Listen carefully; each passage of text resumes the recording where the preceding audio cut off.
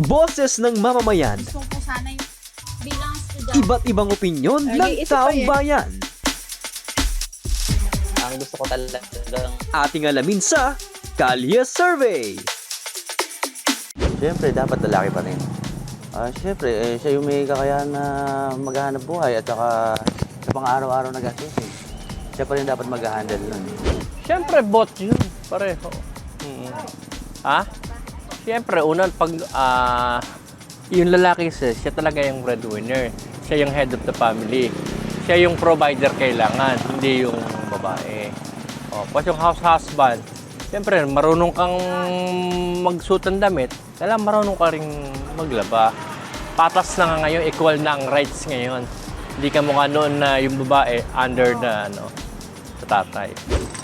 Tama, lalaki ang dapat maging breadwinner. Pangit na ba yung babae pag ang maghanap buhay, di ba? Talagang lalaki ang nagpo-produce lahat ng para sa pamilya. Pan po kasi yan depende rin po kasi. Kasi meron pong breadwinner nga po ang boys, but di naman kaya po yung pan po nila. Kaya kailangan tulungan po. Para sa akin, gusto ko, pareho naman din sila kasi iba yung nagkakatulong. Pero kung tutuusin, iba pa rin yung lalaki talaga. Pero para sa akin, mas maganda yung nagpapareho sila nagkakatulungan, lalo na kung marami pang anak. Sa natin, sa ngayon, sa sitwasyon natin ngayon, sa palagay ko, both na yung babae at lalaki, pwede magtrabaho. Pero kung talagang minsan kasi hindi na, yung sa sitwasyon kasi minsan, di ba, like kung na-abroad yung babae, yung lalaki yung talagang mag-aasikaso sa mga bata. Ganun. Mas maganda yung magulang yung mag-aasikaso. So, pwede din na maging house husband siya. Siyempre, dapat yung lalaki maging breadwinner ng pamilya kasi lalaki siya. Kailangan niyang kumilos, kailangan niyang gampanan yung pagiging ama niya. Siyempre lalaki. Lalaki. Hindi ba talaga naman ganon? Pag lalaki siya talaga breadwinner, second lang yung babae pag wala na yung asawa mo.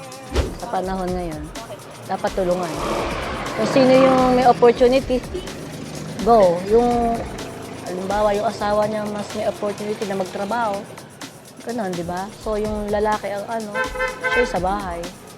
Sa panahon ngayon, wala namang kaso yun. Basta nagtutulungan.